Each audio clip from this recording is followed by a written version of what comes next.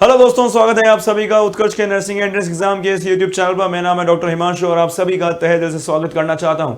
आशा करता हूं आप सभी लोग स्वस्थ हैं, मस्त हैं, अपने अपने घरों में शानदार तरीके से तैयारी और रिविजन दोनों ही कर रहे होंगे और होली पे काफी ज्यादा एंजॉय भी आप सभी ने किया होगा।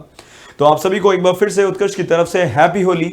और अब बच्चों, जैसा कि आप सभी को पता है त्योहार का मौसम है, परंतु हमें हमारी पढ़ाई को जो है बिल्कुल ध्यान में रखना है और इसको मद्देनजर रखते हुए हमें रेगुलरली स्टडीज भी करनी है। त्योहार का जो मौसम है उसमें हमें त्योहारों में एंजॉय करना है, काफी ज्यादा मस्ती करनी है, परंतु पढ़ाई को कभी भी दरकिनार नहीं करना है। घर पे मेहमानों की आवाजाही सब कुछ अच्छा लगता है, परंतु पढ़ाई को दरकिनार नहीं करना है। तो इसी के साथ दोस्तों, आज आप सभी का विजय सीरीज में फिर से स्वागत करना चाहता हूं, जहां पर एमसीक्यूज के माध्यम से हम यहां पर शानदार तरीके से तैयारी कर रहे हैं क्लास 12 के तमाम एमसीक्यूज की।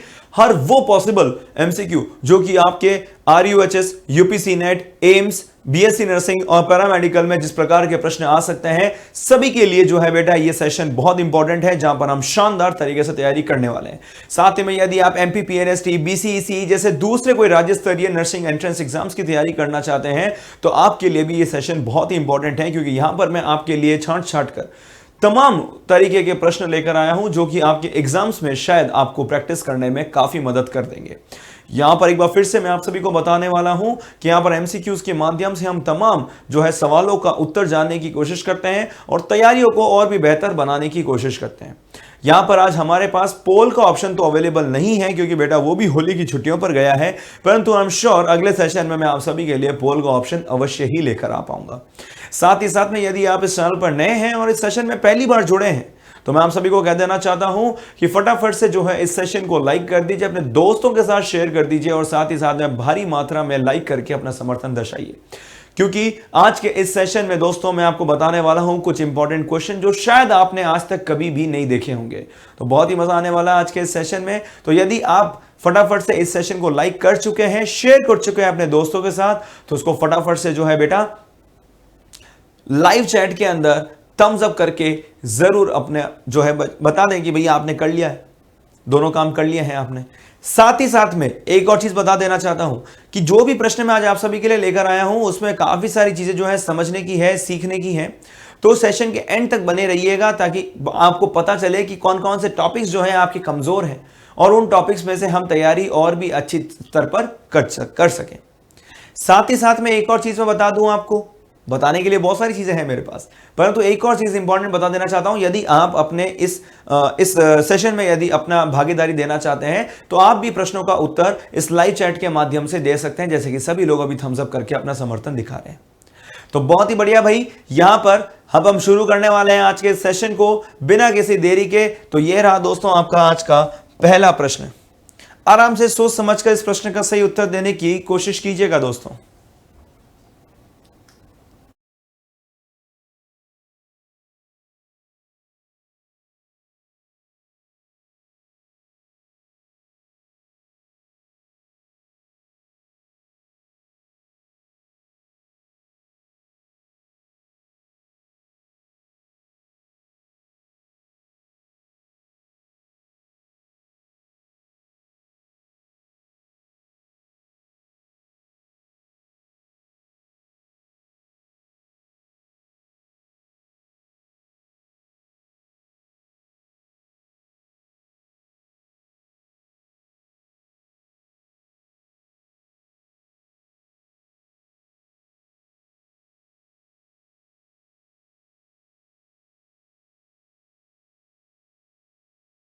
चलिए भाई, तो पहला प्रश्न कहता है the species of plants that play a vital role in controlling the relative abundance of other species in community are called. अब ध्यान से सुनिएगा दोस्तों, ये प्रश्न क्या कहना चाह रहा है, बहुत इंपॉर्टेंट है एनसीईआरटी पॉइंट ऑफ व्यू से। ये कह रहा है कि पौधों की वो प्रजातियां जो समुदाय में अन्य प्रजातियों की सापेक्षिक प्रचुरता को नियंत्रित करने में महत्वपूर्ण भूमिका निभाती है, उन्हें क्या कहा जाता है।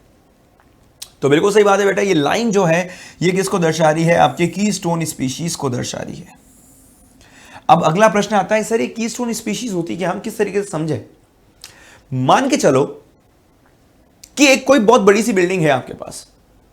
अब इस बिल्डिंग में बहुत सारे अलग अलग खंड है जो आपस में मिलकर काम कर रहे हैं और उस बिल्डिंग को बना के रखने में और स्थिर खड़ी रखने में मदद कर रहे हैं। कोई कंपोनेंट, कोई खंड जो है बहुत बड़ा है, कोई खंड बहुत छोटा है, कोई खंड मध्यवर्ती है यानी कि इंटरमीडिएट है। ये अलग अलग खंड क्या दर्शा रहे हैं, ये अलग अलग जातियां, अलग अलग स्पीशीज दर्शा रहे हैं किसमें, उस बिल्डिंग में, यानी कि उस पारितंत्र यानी कि इकोसिस्टम में। अब कीस्टोन स्पीशीज क्या होती है, ये ऐसा खंड है या ऐसा भाग है उस बिल्डिंग का जो कि उस बिल्डिंग को स्थिर रखने में बहुत ज्यादा इंपॉर्टेंट है। अगर मान लीजिए हम उस खंड को उस बिल्डिंग से हटा दें, यानी कि उस इकोसिस्टम से हटा दें, तो बेटा वो पूरी बिल्डिंग क्या हो जाएगी, शीर्ण शीर्ण हो जाएगी, यानी कि पूरी बिल्डिंग टूट के बिखर जाएगी, यानी कि पूरा इकोसिस्टम जो है खत्म हो जाएगा।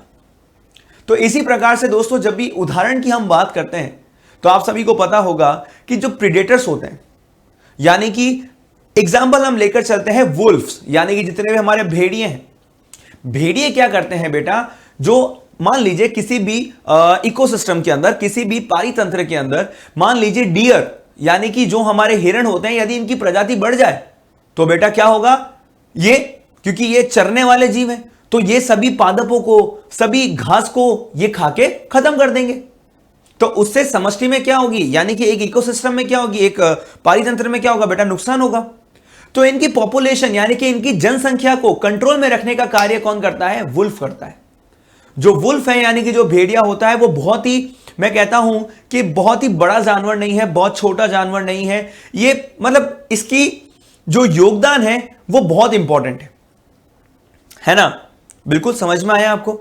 अगर हमने उस समष्टि में से भेड़िए को हटा दिया तो फिर सीधी सी बात है, जो डियर है यानी कि जितने भी हमारे हिरण होते हैं, उनकी जनसंख्या में बहुत ही ज्यादा वृद्धि होगी और वो उस पारितंत्र के लिए क्या है, बहुत ही नुकसानदेही है। साथ ही में एनसीईआरटी में एक उदाहरण दे रखा है दोस्तों आप सभी के नाम, सी ऑटर्स के नाम से। सी ऑटर्स एक जलीय जंतु है जो सी अर्चिन्स होते हैं। सी अर्चिन्स के बारे में हमने इकाइनोडर्मेटा वाले संघ में पढ़ा है। सी अर्चिन्स जो होते हैं वो क्या करते हैं, सी वीड को, यानी कि जो हमारे केल्प्स होते हैं, जो एल्गी होती है, जो कि एक तरीके से हम कह सकते हैं कि जलीय पारितंत्र का क्या होता है, जंगल होता है, उस पर अपना जीवन व्यतीत करते हैं, यानी कि उसका सेवन करते हैं। तो सी ऑटर्स क्या करते हैं, इन सी अर्चिन्स को खा जाते हैं, क्योंकि अगर सी ऑटर्स इन सी अर्चिन्स को नहीं खाएंगे और यदि हम इस समष्टि या फिर इस इकोसिस्टम में से ऑटर्स को निकाल देंगे तो क्या होगा, तो सीधी सी बात है बेटा, सी अर्चिन्स की संख्या बढ़ जाएगी और इस पूरे जंगल को, जो जलीय जंगल है, इस पूरे पारितंत्र को, इस पूरे इकोसिस्टम को जो है बेटा वो नष्ट कर देंगे। तो इसलिए कीस्टोन स्पीशीज पारितंत्र के अंदर आपस में एक बैलेंस बनाकर रखने में, एक समन्वय बना के रखने में बहुत ज्यादा इंपॉर्टेंट होते हैं। आई होप अभी आपको यह चीज समझ में आ गई होगी। चलते हैं आगे। यह है आपका अगला प्रश्न। चलिए, इजी सा प्रश्न है, आराम से सोच समझकर इसका आंसर नीचे कमेंट बॉक्स में दीजिएगा।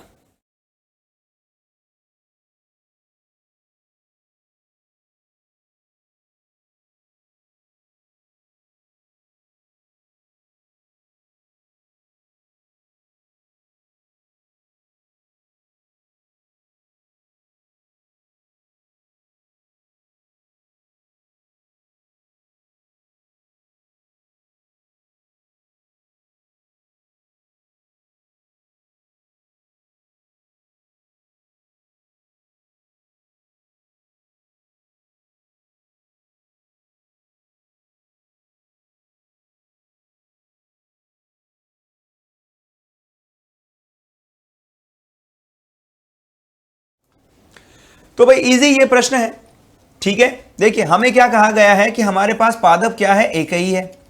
इस एक पादप में क्या है, एक पुष्प है। इस पुष्प पे क्या लगा हुआ है भाई, इस पुष्प पे सपोज करो यहां पर आपके क्या है, पुंकेसर है, यानी कि आपका ये एंथर है। साथ ही साथ में एक दूसरा पुष्प भी लगा हुआ है और इस पुष्प के ऊपर क्या है बेटा, इसका गाइनोशियम है, यानी कि स्त्री केसर है। अब यहां से हमें क्या लिखा हुआ है कि एक ही पौधे के दूसरे फूल के वर्तिकाग्र पर, यानी कि एक ही पौधा, ये दूसरा फूल, ये पहला फूल, परागकणों के स्थानांतरण को क्या कहा जाता है, यानी कि यहां से आपके परागकण निकलेंगे और यहां पर आकर बैठ जाएंगे। इस प्रकार के परागण को, इस प्रकार के पॉलिनेशन को हम क्या कहते हैं बेटा, जिटोनोगेमी कहते हैं।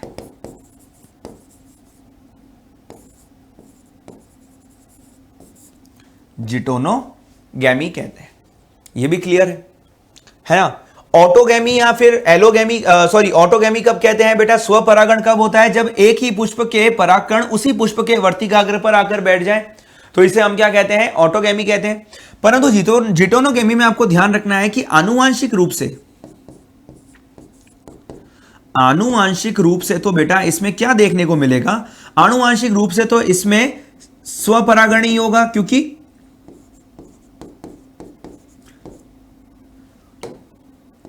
स्वपरागण ही होगा। क्यों? क्योंकि बेटा पादप तो एक ही है, परंतु पारिस्थितिकी रूप से इकोलॉजिकली बेटा इसमें पर परागण होगा, यानी कि क्रॉस पॉलिनेशन होगा। यह आपको ध्यान रखना है। क्या होगा बेटा? पर परागण होगा, यानी कि पॉलिनेशन होगा। बिल्कुल सही बात है। तो जिटोनोगैमी में ये 2 पॉइंट्स आपको याद रखने हैं। बी इसका सही उत्तर है, बिल्कुल सही। हाँ बिल्कुल, अगर वो अलग अलग पुष्प में, यानी कि 2 अलग अलग पादप होंगे तो बिल्कुल यही देखा जाएगा। हाँ चलिए भाई अगले क्वेश्चन के ऊपर चलते हैं। चलिए आई होप अभी ये जो आपको ये इमेज है ये क्लियरली दिख रहा होगा। अगर नहीं दिख रहा है तो थोड़ा सा जो है बेटा स्क्रीन को थोड़ा सा जूम कर लीजिए। ऐसा अगर आप अपने फोन पर देख रहे हैं ना, तो ऐसे ऐसे आप ऐसे जूम करेंगे ना, तो आपको इमेज इजीली दिख जाएगी क्लियरली। मैं इसको थोड़ा क्लियर भी कर देता हूं।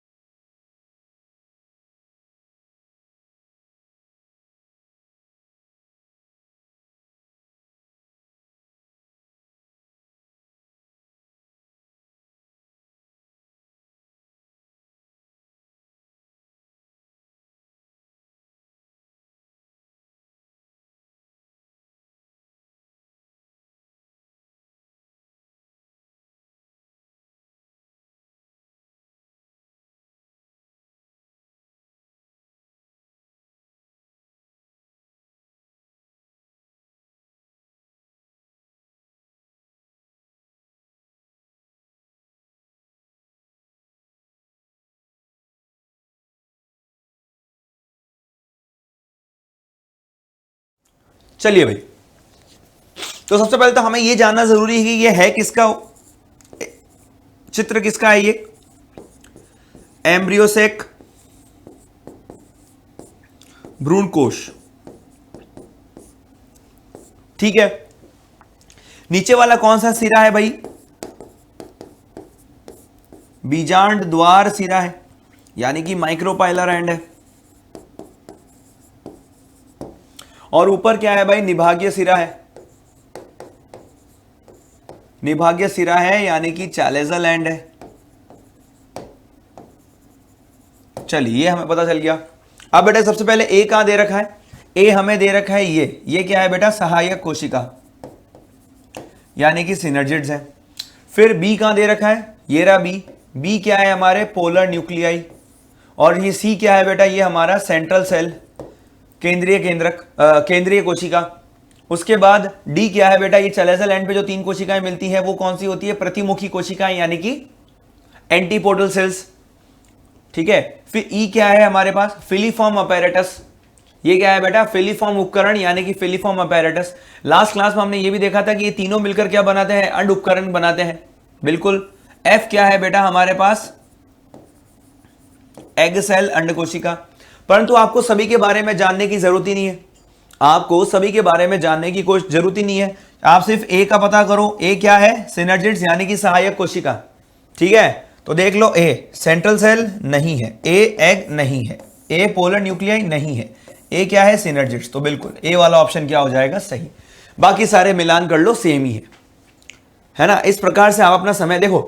मेरी बात सुनो, फिजिक्स और केमिस्ट्री के जो आपके टीचर्स हैं वो आपको जरूर उसमें समय बचाने का तरीका बताते होंगे, परंतु मेरा ये मानना है कि फिजिक्स और केमिस्ट्री में जितना आप आराम से करोगे उतना अच्छा है। तो उसके लिए आपको समय तो चाहिए ना।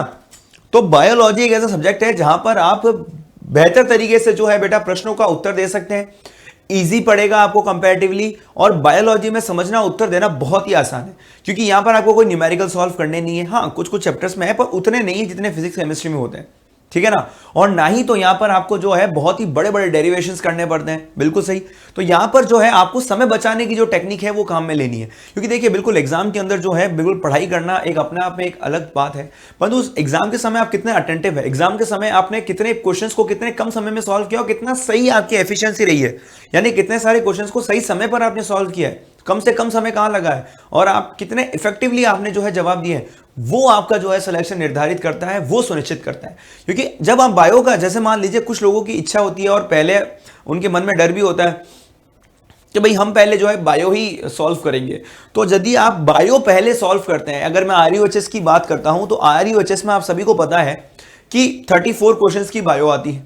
अब 34 क्वेश्चंस आपने पहले कर लिए तो मेंटली आपको क्या लगा कि मैंने 1/3 हिस्सा जो है मैंने कंप्लीट कर लिया है, ठीक है। मेंटली तो आप ऐसे हो गए ना कि मैंने 1/3 हिस्सा तो पहले कर लिया है, और उसमें से भी अब आपके पास सिर्फ 66 क्वेश्चंस बचेंगे, परंतु आपके पास समय बहुत ज्यादा होगा, तो आप मेंटली फ्री हो जाएंगे कि हाँ फिजिक्स और केमिस्ट्री के लिए मेरे पास समय है, अगला मैं जो है अब फिजिक्स उठाऊंगा और बचा हुआ समय में मैं केमिस्ट्री उठाऊंगा, जैसे भी आपकी इच्छा है। ये मैंने मेरा तरीका बताया आपको। तो उससे क्या होगा, जब आप समय बचाकर शुरुआती दौर में फ्रेश माइंड से जब सबसे पहले आप बायोलॉजी का पेपर कर लेंगे तो आपके पास समय भी ज्यादा बचेगा हाथ में, और साथ ही साथ में क्या होगा कि ज्यादा समय आपको मेंटली फ्री रखेगा, और उसमें आप जो है इजीली और अच्छे तरीके से फिजिक्स और केमिस्ट्री के क्वेश्चन जो है सॉल्व कर सकते हैं। तो उसके लिए आपको ये टेक्निक्स काम में आनी चाहिए, ये टेक्निक्स आपको उपयोग में लेनी आनी चाहिए, जिससे कि आप समय दूसरे स्टूडेंट्स के कंपैरिजन में ज्यादा बचा सकें।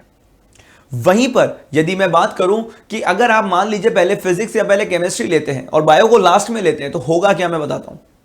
अधिकतर केसेस में जो मैंने देखा है स्टूडेंट के साथ होता है, उनको फिजिक्स का फोबिया ज्यादा होता है, तो वो पहले फिजिक्स या केमिस्ट्री लेकर बैठते हैं, सोचते हैं बायोलॉजी तो हम लास्ट में कर देंगे। परंतु होता क्या है कि जब वो फिजिक्स और केमिस्ट्री पहले लेकर बैठते हैं तो अपना कुल समय का बहुत ही ज्यादा समय वो ऑलरेडी फिजिक्स और केमिस्ट्री को दे चुके होते हैं, और जब तक वो फिजिक्स और केमिस्ट्री सॉल्व कर चुके होते हैं, बायोलॉजी के लिए उनके पास बहुत ही कम समय बचा हुआ होता है। तो वो जो कम समय होता है ना, वो मेंटली प्रेशर डालता है आपके ऊपर और आपकी प्रेजेंस के ऊपर। क्यों? क्योंकि आपको दिमाग में तो क्या चल रहा है कि भैया हमें तो बहुत ही कम समय है, जल्दी जल्दी हमें सारे क्वेश्चंस करने हैं, रहेगा। जल्दबाजी में जैसे कि आप यहां पर गलतियां करते हो वैसे वहां पर भी करोगे, और सिलेक्शन के इतने पास जाने के बाद ऐसी सिली मिस्टेक से यदि आपका सिलेक्शन से आप एक कदम भी दूर हो गए तो मानकर चलिए बहुत बुरा लगता है, बहुत खराब लगता है भाई, मन से खराब लगता है ना। तो इसलिए ये जो ट्रिक्स होती है ना बेटा, ये बहुत काम आती है एग्जाम्स के अंदर, तो इस चीज का आपको ध्यान रखना है। सही कहा ना? हाँ बिल्कुल, देखो कह भी रहे हैं यस सर सही है। चलो अच्छा है, अच्छा है, ध्यान रखिए। अगले प्रश्न के ऊपर चलते हैं। चलिए, ये मैं मानता हूं प्रश्न एम्स में आने लायक है, ये एम्स में आने लायक प्रश्न है। जिसने इस प्रश्न का सही उत्तर दे दिया मतलब मेरी नजरों में वो सल्यूट है भाई, सल्यूट।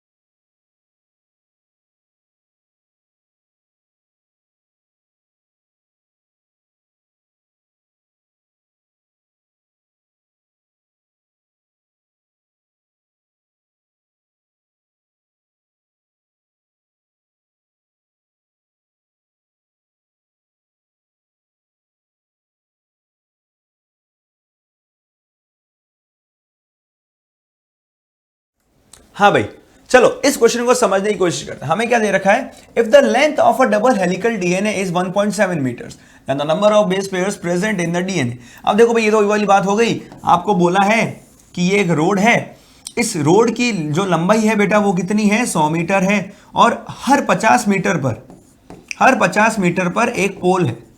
क्या है, एक पोल, लाइट, बिजली वाला खंभा है, ठीक है ना।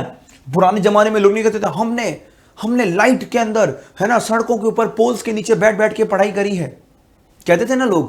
तो ये वही वाला पोल है जहां पर इन्होंने पढ़ाई करी है, ठीक है। चलो ये क्या है, 0, ये क्या है, 100 मीटर, ठीक है। अब देखो भाई, हर 50 मीटर पर है, तो 50 मीटर यहां पर आ गया, यहां पर एक पोल है, एक पोल यहां पर है और एक पोल यहां पर है। अब आपसे पूछा है कि इस पूरी लंबाई में टोटल कितने पोल होंगे, क्योंकि हर 50 मीटर पर एक पोल है, तो आप कैसे पता करोगे कि सर कुल लंबाई तो इसकी कितनी है। हाँ सर, आप बोलोगे कि सर कुल लंबाई इसकी है 100 और हर 50 मीटर पर जो है इस पे पोल लग रहे हैं, तो यानी कि कुल पोल कितने होंगे, 2 होंगे सर। समझ गए ये वाला कंसेप्ट, ये वाला कंसेप्ट समझे ना, कि भाई 100 मीटर पर पूरी लोड की लंबाई है और हर 50 मीटर पर क्या है, आपके पास एक पोल है, तो कुल लंबाई ले ली और उसको पर पोल की डिस्टेंस के हिसाब से हमने क्या कर दिया बेटा, डिवाइड कर दिया, तो कुल कितने पोल होंगे वो हमारे पास टोटल वैल्यू आ जाएगी, और सीधा दिख भी रहा है कि भाई 2 पोल्स ही होंगे। अब यहां पर रोड की जगह मान लो इसको क्या, एक डीएनए। रोड की जगह क्या मान लो बेटा, इसको एक डीएनए, ये मान लिया सर हमने डीएनए। अब डीएनए की कुल लंबाई आपको कितनी दे रखी है, मान लो ये कुल लंबाई है 1.7 मीटर, मान लिया। और आपको यह भी पता है कि इस डीएनए में किसी भी 2 बेस पेयर्स, 2 क्षार युग्म के बीच में जो डिस्टेंस होता है वो कितना होता है, 3.4 आर्मस्ट्रॉन्ग होता है। 3.4 आर्मस्ट्रॉन्ग होता है कोई भी 2 न्यूक्लियोटाइड्स के बीच में। अब आपसे यही तो पूछा है कि total number of base pairs कितने होंगे, तो पूरी रोड की लंबाई कितनी है सर, पूरी रोड की लंबाई तो 1.7 मीटर है सर। और नीचे क्या दे रखा है आपको कि पोल कितनी दूरी पर लगे हुए हैं, ये बिजली के खंभे कितनी दूरी पर लगे हुए हैं, यानी कि न्यूक्लियोटाइड्स कितने दूरी पर लगे हुए हैं सर, 3.4 सर, 3.4। अब देखो, जब भी हम कभी डिवाइड कर रहे होते हैं या कभी इस तरीके से क्वेश्चंस को जब हम सॉल्व कर रहे होते हैं ना, एक चीज को ध्यान रखना, इसको हम क्या कहते हैं बेटा, यूनिट कन्वर्जन। यानी कि इकाई को हमें क्या करना है, कन्वर्ट करना है। या तो पूरी इकाई को मीटर में कन्वर्ट कर लो या पूरी इकाई को आर्मस्ट्रॉन्ग में कन्वर्ट कर लो, ठीक है ना। आपको इजी रहे इसलिए मैं आपको बताता हूं, इसको हम क्या कर रहे हैं, आर्मस्ट्रॉन्ग में कन्वर्ट कर देते हैं। यानी कि आपको पता है कि, या किस में करें, मीटर में करें, आर्मस्ट्रॉन्ग में करें सर, मीटर में ही कर लेते हैं। चलो मीटर में कर लेते हैं। देखो, एक आर्मस्ट्रॉन्ग कितना होता है, 10 टू द पावर -10 मीटर, ठीक है ना। हमारे पास कितना है, 3.4 आर्मस्ट्रॉन्ग, इनटू क्या कर दो, 10 to the power -10, 10 to the power -10 क्या कर दो, मीटर, ठीक है। ऐसे भी कर सकते हो, तो हम आर्मस्ट्रॉन्ग को मीटर में कन्वर्ट कर रहे हैं, ठीक है ना, आर्मस्ट्रॉन्ग को मीटर में। तो इसको कट कर दो भाई, कितना हो गया, 1/2, 10 की पावर ऊपर जाएगी तो 1/2 इंटू 10 टू द पावर क्या हो जाएगा, +10, 10 टू द पावर +10। 2 को एक 10 से काट दो, 2 को एक 10 से काट दो तो कितना हो गया,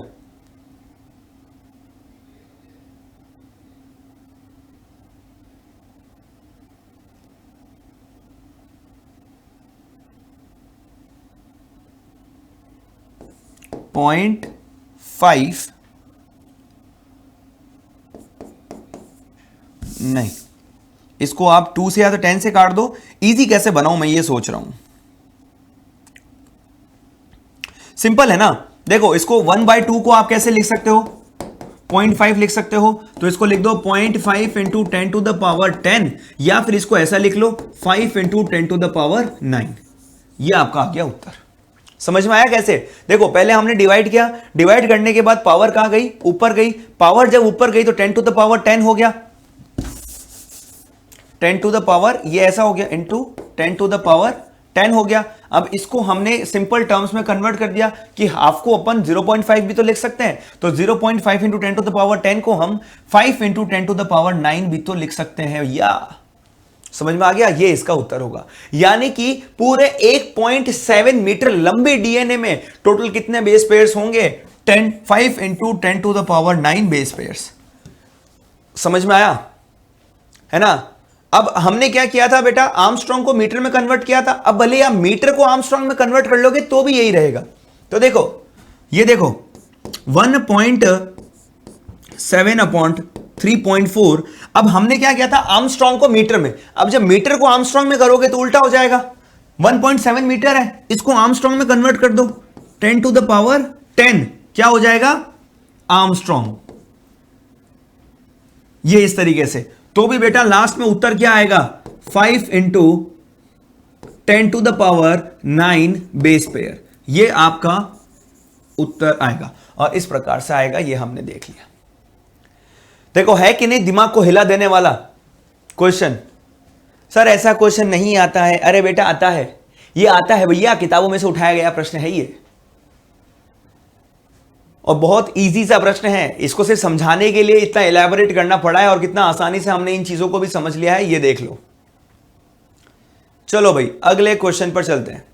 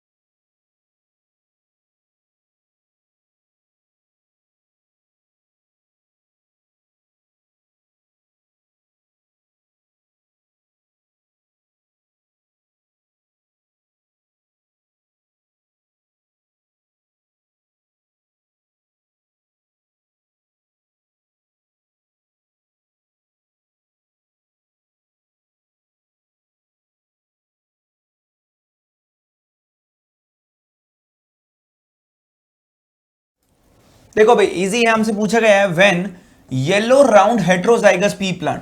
तो येलो राउंड हेट्रोजाइगस बना लो, येलो और राउंड, ये क्या बना लिया बेटा? समयुग्मजीय अवस्था बना ली। हेट्रोजाइगस यानी कि संकरित अवस्था बना ली।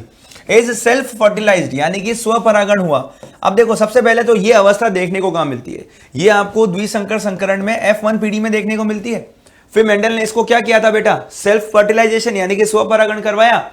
और इसके अंदर हमसे पूछा है कि capital R small R capital Y capital Y. तो बेटा इसका जीनोटाइप का हमें फ्रीक्वेंसी पूछा है, यानी कि इस जीनोटाइप की हमें क्या पूछी है? आवृत्ति पूछी है। तो इस जीनोटाइप की आवृत्ति देखो, जब हम जीनोटाइप के बारे में इसका पूरा जब हम वो रेशियो पढ़ते हैं ना, जो पूरा रेशियो पढ़ते हैं याद होगा आपको, 12-24-12-12 करके जो पूरा रेशियो आता है 12-24-12-12-1। परंतु उसमें से आपको जब फ्रीक्वेंसी या फिर आवृत्ति निकालनी हो तो आवृत्ति आपको पता है कि कुल 16 संततियां बनेंगी। क्यों बनेगी? क्योंकि बेटा दोनों के कितने प्रकार के युग्मक बनेंगे बेटा? 2 की पावर 2 मतलब 4, और 4 युग्मक जब बनेंगे तो 4 इंटू 4 पॉसिबिलिटीज बना लो। पुनेट स्क्वायर जब बनाते हैं तो पुनेट स्क्वायर के अंदर जब हम ये इस प्रकार से बनाते हैं ना, ये देखो, ये इसके युग्मक बना लो, capital Y small R, capital Y capital R, फिर एक बना लो कैपिटल वाई स्मॉल आर, फिर बना लो स्मॉल वाई कैपिटल आर, और फिर बना लो स्मॉल वाई स्मॉल आर। ठीक इसी प्रकार से यहां पर भी क्या हो जाएंगे? ठीक इसी प्रकार से यहां पर भी क्या हो जाएंगे? सेम यही बना लो।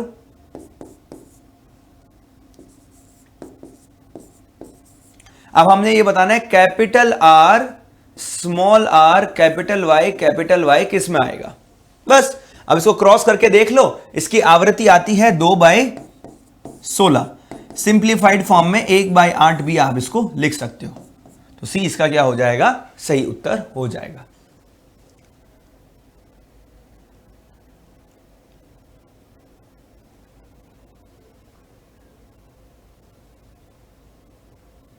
देखो एक तो जब इसमें क्रॉस होगा तो बनेगा, और दूसरी अवस्था कब बनेगी, इसमें, इन दोनों में, बाकी और किसी में नहीं बन रही, दो में ही होगा। चलो एक और कथन वाला सवाल।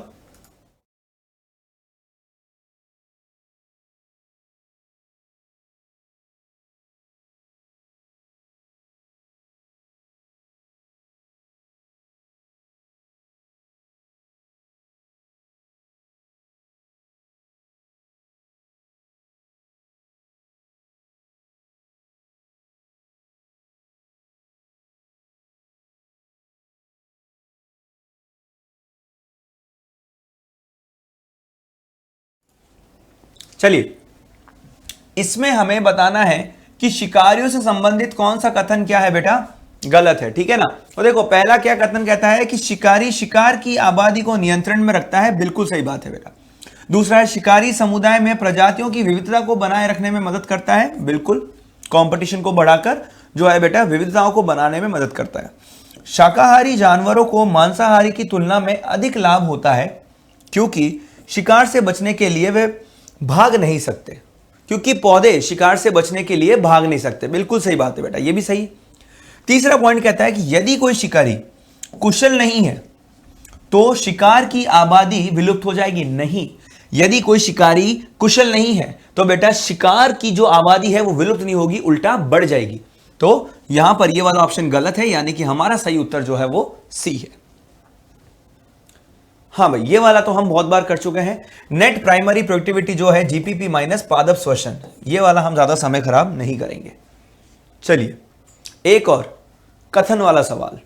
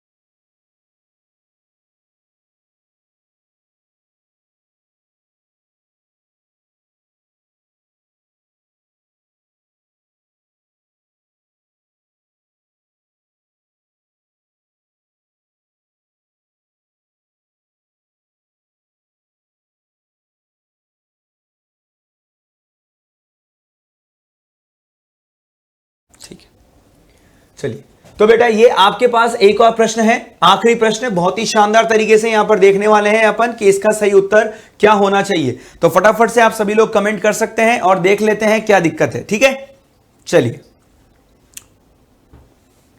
चलिए, एस्परजिलस नाइगर, फिर दे रखा है बेटा क्लोस्ट्रीडियम बोटुलिकम, फिर साथ में दे रखा है सैक्रोमाइसिस सेरेवाइसी, ट्राइकोडर्मा पॉलिस्पर्मम और मोनेस्कस परप्यूरिस। सभी बायोएक्टिव एजेंट्स हैं जो कि हम पढ़ते हैं बेटा हमारे चैप्टर के अंदर, माइक्रोब्स इन ह्यूमन वेलफेयर। बिल्कुल,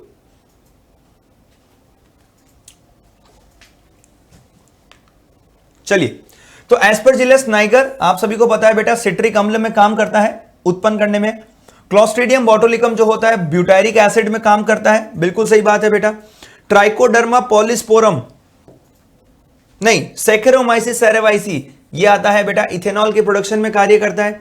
साथ ही साथ में आता है ट्राइकोडर्मा पॉलिस्पोरम। ट्राइकोडर्मा आप सभी को पता है साइक्लोस्पोरिन ए प्राप्त होती है इसमें से, और ये हमारे इम्यून सिस्टम को जो है बेटा संदमित करने में कार्य करता है। अंग प्रत्यारोपण के समय हम इसको उपयोग में लेते हैं। साथ ही साथ में मोनेस्कस परप्यूरस जो है लास्ट में, अब हमारे पास एक ही ऑप्शन बचा है, स्टैटिन्स के रूप में कार्य करता है। ठीक है, तो ए का 3, बी का 4, सी का 1, डी का 5 और ई का 2।